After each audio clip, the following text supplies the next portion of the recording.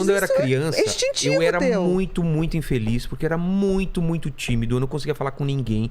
Isso me incomodava de um jeito. Eu era afim de uma garota, eu não conseguia nem pensar na possibilidade. De falar. E teve um... Não conseguia apresentar o trabalho na frente, eu não conseguia fazer Então você nada. tinha fobia social. Fobia social. Isso mesmo. E eu, conscientemente, eu falei, eu vou mudar isso e vou.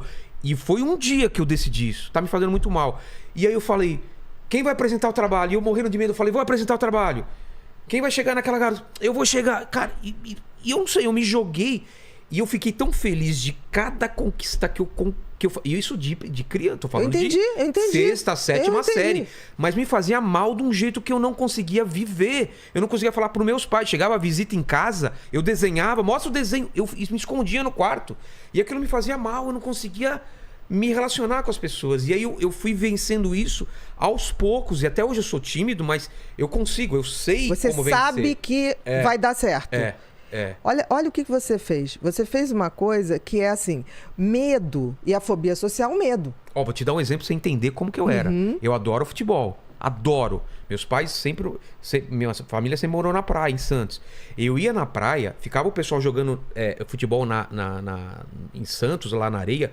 Eu era incapaz de pedir pra jogar. Eu ficava atrás do gol, buscando as bolas durante 1, 2, 3 horas. Louco pra entrar. Louco pra entrar. Alguém falou, você quer entrar? Eu falo, quero. Eu era incapaz de falar, ô, posso entrar? Eu não conseguia pedir pra jogar então futebol. você não conseguia levantar o dedo pra tirar a dúvida da escola. Nada. Né? Porque a fobia social é isso. Você tem pavor de ser centro, né? Pavor de uma menina olhar pra mim e eu era afim dela e eu falar, meu, o que eu vou falar? Entendi. E eu Isso é lembro, fobia social mesmo. E eu lembro, eu falei, eu não quero assim. E eu tinha um lance também religioso, e eu rezava muito pra Deus Me e ao ajuda, mesmo tempo né? ajuda.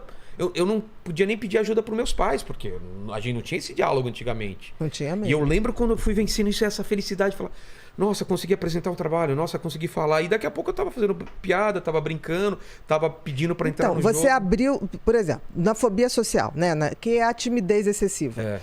Você tem o circuito do medo extremamente ativado. De ser rejeitado. Não, de ser rejeitado, de não ser aceito, das pessoas acharem que você é ridículo, sempre de achar que você vai falar não vai agradar. Então, é um circuito de medo muito grande que o cérebro tem. O teu era hiperativado.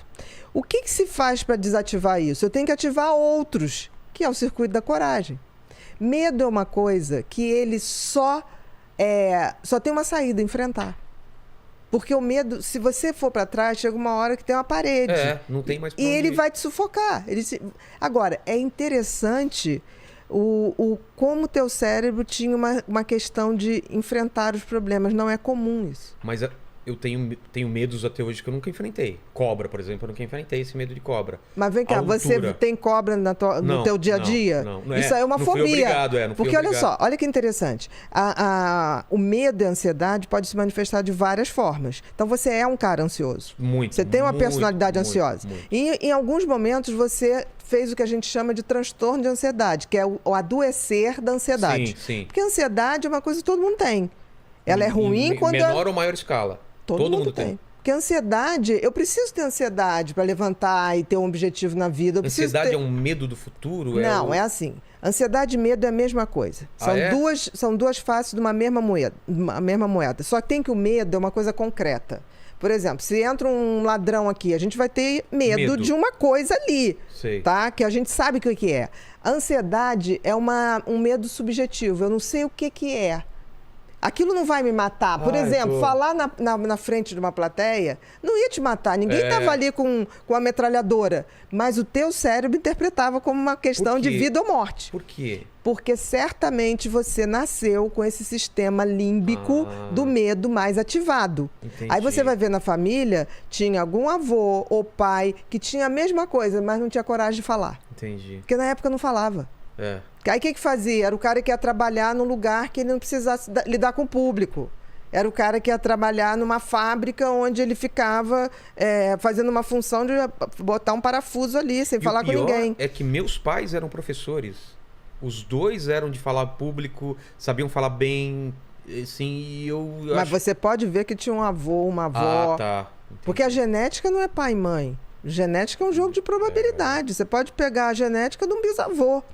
Entendeu? Que a gente sempre acha que é pai e mãe. É. Mas pai e mãe também já herdou genética de avô e avó. Que herdou do bisavô e do bisavó. Então, assim, quando você tem ansiedade, é normal ter ansiedade. O problema é adoecer da ansiedade. A fobia social é um adoecimento da ansiedade, que é isso que impede. E você está falando uma coisa tão interessante. Primeiro, interessante é você ter percebido isso e você partiu para enfrentar. Que me fazia muito mal. Mas é sensacional. Era... O tratamento de fobia social é fazer isso. O que a gente propõe para o fóbico social? Olha só, a gente vai te preparar para você enfrentar. Então, tem uns que não conseguem enfrentar. Você primeiro tem que medicar para ele enfrentar, para depois você ir tirando o remédio e falar, tá vendo como dá? Tanto que tem gente que tem tanto pavor que a gente usa o quê? Realidade virtual. Olha só. Esses óculos de jogos, a gente hoje usa para gente que tem medo de falar em público. Que é uma coisa controlada. Tá ali, a gente tá ali, você vai dessensibilizando. O que você fez? Eu quero. Você foi dessensibilizando teu cérebro. Você fez certo. Agora, espantoso é você ter sacado isso sem ter sido ensinado. Você não é burro, você é inteligente. Mas eu acho que foi uma forma de sobrevivência também, porque eu tava me fazendo muito mal. Tá, mas você teve a coragem. Sim. Porque a maioria das pessoas vai evitar aquilo o resto da vida. Estamos falando assim de passar 3 anos assim, tomar decisão depois de 3 anos passando. Ok, mas você chegou ao limite. Porque o que acontece, limite, por exemplo, as pessoas que têm fobia social geralmente me procuram para tratar a fobia social quando entra na faculdade, quando vai ter que apresentar o TCC. Que não tem coragem. Que ele fala, agora não tem mais jeito. Como é que eu vou fazer? Agora eu tenho que... E tá entre uma das maiores fobias, né? Falar em público é uma das maiores... Fobia que tem. Então, vou te dar um dado científico. Os ingleses têm mais medo de falar em público do que de morrer. O quê? Exatamente. A fobia social e o índice de fobia social na Inglaterra é altíssimo. Por isso que os ingleses são tidos como um povo que não gosta de dar informação, reservado, arrogante. Não, eles têm pavor. Você imagina brasileiro que chega em Londres e vai pedir uma informação. Ei! O cara que é fóbico social, baixa a cabeça. Ele sai correndo. Entendeu? Aí todo mundo chega e fala assim, os ingleses são insuportáveis. Fóbicos. Eles têm pavor. Descubra sua personalidade com o teste Pensax. Faça o teste grátis e comece sua jornada de autoconhecimento.